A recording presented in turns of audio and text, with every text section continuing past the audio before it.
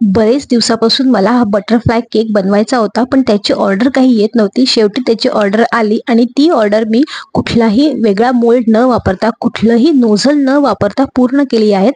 तर नमस्कार, मी मनाली पिंपळे, मनालीज किचन स्टोरीजमध्ये तुमच्या सगळ्यांचं खूप स्वागत करते.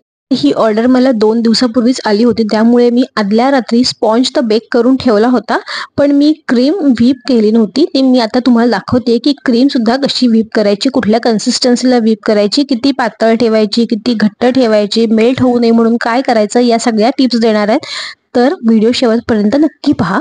तर आता इथे हा माझा अर्धा कपचं मेजरमेंटचा तो कप आहे आणि त्याच्यामध्ये मी 3 वेळा म्हणजे जवळजवळ पाऊण कप मी क्रीम घेतलेली आहे आणि आता ती मी हे हँड बीटरनी बीट करणार आहे.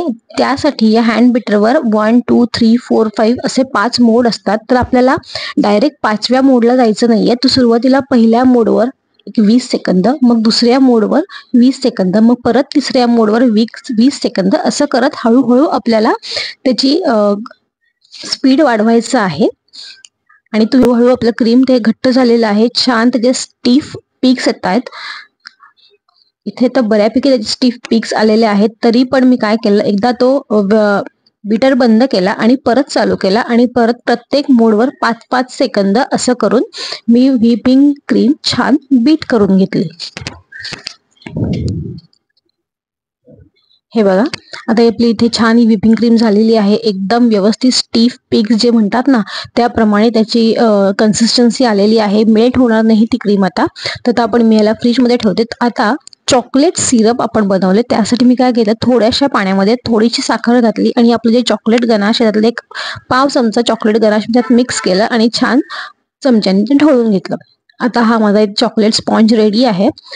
हा माझा अर्धा किलोचा चॉकलेट स्पॉन्ज आहे आणि त्याचं हे जे टॉपचं कव्हर आहे थोडंसं मी काढते. मी खूप स्पॉन्ज कधीच कट करत नाही. मी सुरीने फक्त मार्किंग करून घेणार आहे, लगेच कट नाही करणार आहे. पहिल्यांदा फक्त आपल्याला मार्किंग करायचं आणि नंतर कट करायचं. तर आता हे पहिल्या लेयरचं मार्किंग केलं आणि त्यानंतर मी हे दुसऱ्या लेयरचं मार्किंग करून घेतलं. एकदा व्यवस्थित मार्किंग करून झालं की मग आपल्याला लेयर्स कट करायला सुरुवात करायची. तर त्यासाठी घाई करायची नाहीये आणि सुरी जी आहे ती हळूहळू एका एंडपासून दुसऱ्या एंडला सरकवायची आहे. त्यावेळेला कुठेही प्रेशर द्यायचं नाहीये, तर एकदम सावकाशपणे करायचं आहे. हे बघा, मी अगदी अलगदपणे करते आणि इथे आता माझा हा पहिला लेयर कट झालेला आहे, एकदम इव्हनली कट झालेला आहे. आता असंच सेम पद्धतीने आपल्याला दुसरा लेअरही कट करायचा आहे. आपण जिथे मार्किंग केलं त्या मार्किंगवर फक्त सुरी हळूहळू फिरवायची आहे, ती आपोआप आत जाते आणि दुसऱ्या साईडनी बाहेर येते. जास्तीच प्रेशर त्याला द्यायचं नाही. तर सुरुवातीला थोडंसं हे कठीण वाटतं, पण जेव्हा आपली प्रॅक्टिस होते तेव्हा हे अगदी सोपं होतं. सगळे आता आपले लेयर्स कट झालेले आहेत. आता आपण केकला क्रीम लावायला आणि चॉकलेट लावायला सुरुवात करूया. तर इथे पहिल्यांदा मी काय केलं, जे व्हिपिंग क्रीम केली होती त्याच्यामध्ये मी थोडंसं चॉकलेट गनाश मिक्स केलंय, साधारण 1-2 चमचे, कारण आपलं चॉकलेट क्रीम फ्लेवर आहे केकचा. त्यासाठी मी ते हे चॉकलेट क्रीम बनवून घेतली. आणि आता आपला जो मधला लेअर असतो ना, तो मी पहिल्यांदा खाली ठेवलेला आहे. आता त्याच्यावर आपलं हे चॉकलेट सिरप त्याने मी सोक करून घेणार. तर आपण जो केक स्पॉन्ज या केक बोर्डवर ठेवलाय त्याच्या खाली थोडंसं चॉकलेट गनाश लावून घ्यायचं, म्हणजे केक स्पॉन्ज आहे तो एकदम सेंटरला राहतो, चिटकून राहतो आणि हलत नाही. पण इथे मी असं केलेलं नाही. तर मी तसं का नाही केलंय ते तुम्ही नंतर बघालच व्हिडिओमध्ये, त्यासाठी व्हिडिओ अगदी शेवटपर्यंत जरूर पहा. आता इथे आपण जे चॉकलेट क्रीम तयार करून घेतलं होतं ते मी चॉकलेट क्रीम या स्पॉन्जवर लावून घेते आणि आता ह्याच्यामध्ये मी चॉकलेट गनाश टाकते आणि अगदी भरपूर चॉकलेट गनाश टाकते, कारण जर चॉकलेट केकमध्ये चॉकलेटच नसेल तर काय फायदा. तर आता हे छान अगदी भरपूर चॉकलेट गनाश मी टाकलेलं आहे. त्याबरोबर मी नेहमी माझ्या केकमध्ये चोको चिप्स टाकते. क्लायंटला पण खूप आवडतं, त्याचा छान जो असे क्रंच येतो मध्ये बाईट करताना तो खूप छान वाटतो. त्याच्यामुळे इथे मी भरपूर चोको चिप्स पण टाकते. आणि त्यानंतर आपला जो वरचा टॉपचा लेअर आहे तो आता मी इथे उलटा ठेवलेला आहे मधल्या लेअरमध्ये. त्यामुळे एकतर काय होतं की टॉपचा लेअर जर टॉपलाच ठेवला तर ते इव्हनली बेक झालेला नसतो, त्याच्यामुळे मग फिनिशिंग येत नाही. म्हणून जो टॉपचा लेअर आहे तो मी मध्ये ठेवते आणि जो खालचा लेअर असतो तो मी एकदम शेवटी ठेवणार आहे. तर तिथे परत मी चॉकलेट स्पॉन्ज व्यवस्थित सोक करून घेतलं, त्याच्यावर चॉकलेट क्रीम लावलं. आता चॉकलेट परत गनाश लावते आणि परत चोको चिप्स टाकणार आहे. तर अशा तऱ्हेने आपल्याला हे सेकंड लेअर पण आपला कम्प्लीट झालेला आहे. आणि आता जो शेवटचा लेअर आहे तो आपला एकदम ऍक्च्युली सगळ्यात खालचा लेअर आहे, तो मी उलटा करून इथे ठेवतीये वरती. हे बघा, जो व्यवस्थित प्लेन लेअर असतो, जो एकदम खालची साईड असते ती व्यवस्थित प्लेन असते, त्याच्यामुळे आपल्याला फिनिशिंगसाठी पण मदत होते. तर आता याला पण मी छान चॉकलेट सिरपनी सोक करून घेतेय. आणि आता ह्याच्यावर आपल्याला फक्त चॉकलेट क्रीम लावायची आहे, चॉकलेट गनाश सुद्धा आपण ह्याच्यावर लावणार नाही आहोत. आणि आता मी इथे खूप क्रीम लावणार नाहीये, कारण आपण हा क्रम कोट करतोय. क्रम कोट म्हणजे काय असतं की आपला स्पॉन्ज जो आहे त्या स्पॉन्जला एक क्रीमची फक्त एक लेअर लावायची असते आणि फ्रीजमध्ये थोड्या वेळ सेट करण्यासाठी ठेवायचा असतो. ह्याच्यामध्ये तुमचा स्पॉन्ज दिसला तरी चालतो, त्याच्यामुळे स्पॉन्ज कुठे दिसतोय का वगैरे ह्याची काही टेन्शन घ्यायचं गरज नाही. फक्त सगळीकडून एक क्रीमची लेअर आपल्याला नक्कीच लावायची असते. तशी आता मी इथे व्यवस्थित सगळी क्रीमची लेअर लावून घेतेय. आणि जवळजवळ एक अर्धा तास आपण हा स्पॉन्ज सेट करायला फ्रीजमध्ये ठेवून द्यायचा. हा जो बटरफ्लाय केक आहे तो 1 किलो केकची ऑर्डर होती. त्यासाठी मी काय केलं, 7 इंचाच्या केक टिनमध्ये मी हा पहिल्यांदा अर्धा किलो स्पॉन्ज बेक करून घेतला. त्यानंतर आता मी या केकमध्ये जवळजवळ 300 ग्रॅम चॉकलेट गनाश वापरतीये आणि आपल्याला साधारण एक 250 ते 250 ग्रॅम व्हिपिंग क्रीम लागणार आहे. तर जवळजवळ आपल्याला 1 किलोहून थोडासा 100-150 ग्रॅम जास्ती हा केक आपला तयार होईल. इथे आता आपलं क्रम कोटिंग कम्प्लीट झालेलं आहे. तर इथे जी काही एक्स्ट्रा क्रीम आहे ती मी काढून घेतेय आणि फक्त केक स्पॉन्ज कव्हर होईल एवढीच क्रीम आपल्याला केकवर ठेवायची आहे. त्याच्यामुळे थोडीशी जी काही एक्स्ट्रा क्रीम होती ती मी स्क्रॅपरच्या मदतीने आणि स्पॅच्युलाने मी काढून घेते. इथे माझा हात स्क्रॅपर यूज करताना कधीही आपल्याला स्क्रॅपर हलवायचं नसतं. तर आपला जो टर्न टेबल आहे तो फक्त खालून फिरवायचा असतो आणि केकला फिनिशिंग द्यायचं असतं. तर हे बघा, आता इथे आपण फिनिशिंग तर देत नाहीये, पण क्रम कोटिंगसाठी जे काही एक्स्ट्रा क्रीम आहे ते मी फक्त काढून घेतलंय. आणि आता याला जवळजवळ एक अर्धा तास फ्रीजमध्ये आपण सेट व्हायला ठेवून द्यायचंय. आता केक फ्रीजमध्ये ठेवण्याच्या आधी मी हा जो केक बोर्ड आहे त्याला जे काही क्रीम लागलेलं आहे ते व्यवस्थित मी टिश्यू पेपरनी क्लीन करून घेते, जेणेकरून आपला केक बोर्ड स्वच्छ राहील आणि छान दिसेल. आता होम बेकर्स म्हटल्यावर प्रत्येक होम बेकर ही हायजीन, क्वालिटी ह्या सगळ्यांचा खूप विचार करते, ते मेंटेन करते. जवळजवळ अर्ध्या तासानंतर मी केक फ्रीजमधून बाहेर काढला आणि आता आपण त्याच्यावर व्हिपिंग क्रीम लावणार आहोत. त्यासाठी मी इथे जेल कलरचा वापर करतेय. पिंक जेल कलर मी इथे 2 थेंब व्हिपिंग क्रीम मध्ये घातला आणि आता ते व्हिपिंग क्रीम आपण केकवर लावणार आहोत. क्रीम लावताना मला असं वाटलं की थोडासा कलर जास्ती झाला आहे, त्यामुळे मी केकवरच डायरेक्ट पांढऱ्या रंगाची आपली जी व्हिपिंग क्रीम आहे ती टाकली आणि दोन्ही मिक्स करून आता आपण ह्याच्यावर क्रीम स्प्रेड करून घेणार आहोत. पहिल्यांदा आपल्याला थोडीशी जास्ती क्रीम लावावी लागते, पण त्यानंतर फिनिशिंग देताना आपण ही क्रीम स्पॅच्युलाच्या मदतीने आणि स्क्रॅपरच्या मदतीने जी एक्स्ट्रा क्रीम आहे ती आपण काढून घेऊ शकतो. त्याच्या सुरुवातीलाच आपण बघितलं की व्हिपिंग क्रीम बीट कशी करायची. व्हिपिंग क्रीम व्यवस्थित बीट करण्यासाठी ती थंड असणं आणि पातळ असणं हे खूप गरजेचं असतं. व्हिपिंग क्रीम जर घट्ट असेल किंवा ती थंड नसेल तर ती व्यवस्थित बीट होत नाही. त्यामुळे जर तुम्ही व्हिपिंग क्रीम ही फ्रीजरमध्ये ठेवली असेल तर केक बनवायची जवळजवळ 2 तास आधी आपण ती फ्रीजरमधून काढून फ्रीजमध्ये, म्हणजे जो खालचा पोर्शन असतो फ्रीजचा, तिथे ठेवायचं. म्हणजे काय होतं, क्रीम पातळ सुद्धा होते आणि ती थंड पण राहते, त्यामुळे आपली क्रीम व्यवस्थित बीट होते. तर आता इथे माझा हा सगळा एक लेअर लावून झालेली आहे क्रीमची. आता आपण ह्याला छान फिनिशिंग देणार आहोत. तर त्यासाठी मी ते स्टीलचा स्क्रॅपरचा पण यूज करणार आहे आणि स्पॅच्युलाच्या पण मदतीने आपण ही क्रीम व्यवस्थित लावून घेणार आहोत. बरं, तुम्ही जर माझ्या चॅनलवर नवीन असाल तर नक्की माझ्या चॅनलला सबस्क्राईब करा. हा व्हिडिओ आणि याबरोबरच अजूनही माझे व्हिडिओ आहेत ते तुम्हाला आवडले तर लाईक करा, कमेंट करा आणि शेअर करा.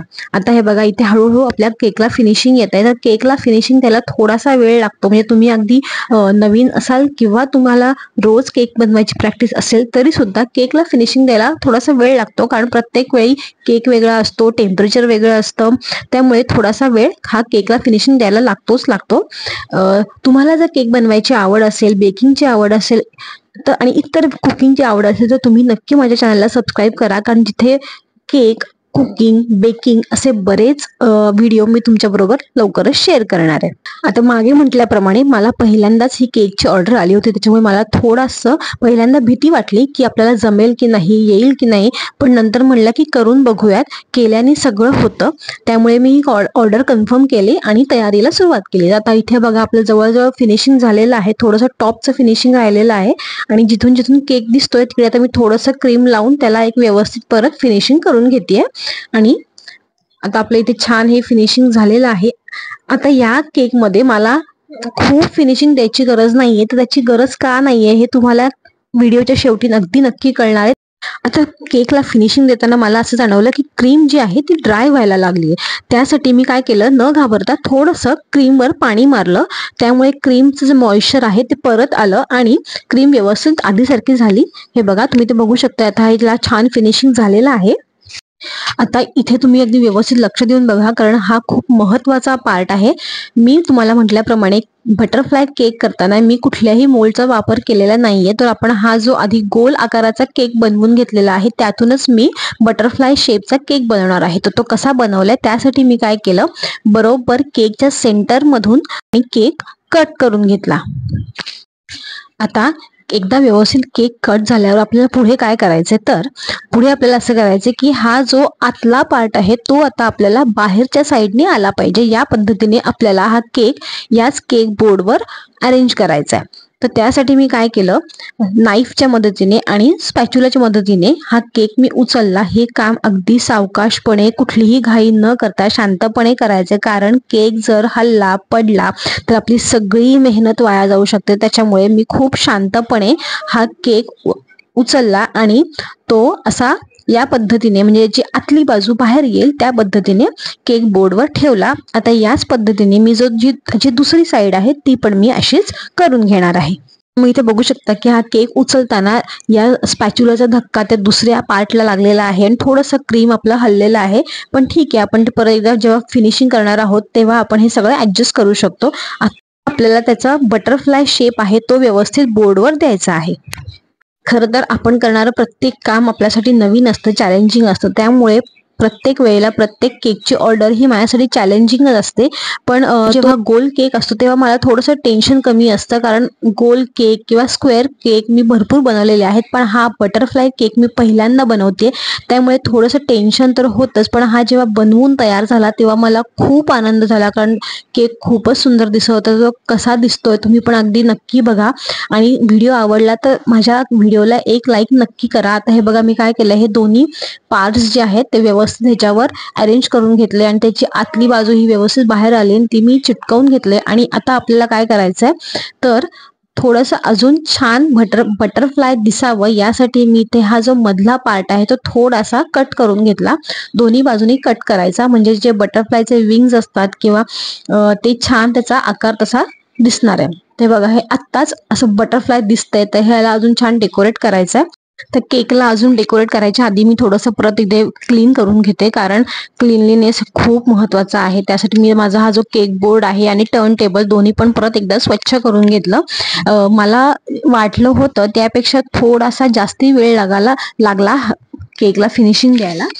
ही सगळा केक आपण क्रीमनी कव्हर केला होता, पण जो बाहेरची साईड आपला जो केक दिसत होता त्याला आपण परत एकदा व्यवस्थित क्रीम लावून घ्यायचंय आणि तो छान क्रीमनी कव्हर करून घ्यायचा. आता त्यानंतर मी तुम्हाला मागे म्हटल्याप्रमाणे की मला इथे या केकमध्ये फिनिशिंगची तेवढं टेन्शन नाहीये, कारण जो मला केकचा फोटो पाठवला होता त्यामध्ये हे असंच डिझाईन होतं, जे आपण बॉर्डरने त्याला आपण हायलाईट करणार आहोत, त्याचे कॉर्नर्स वगैरे. त्याच्यामुळे खूप फिनिशिंग द्यायची गरज नाहीये.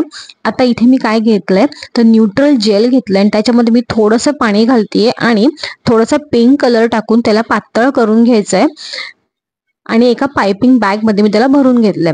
आता हा जो केकचा टॉप आहे तर तिथे मी हे पायपिंग बॅगनी जे आपण जे केक जेल बनवलंय ते व्यवस्थित मी ते स्प्रेड करून घेणार आहे.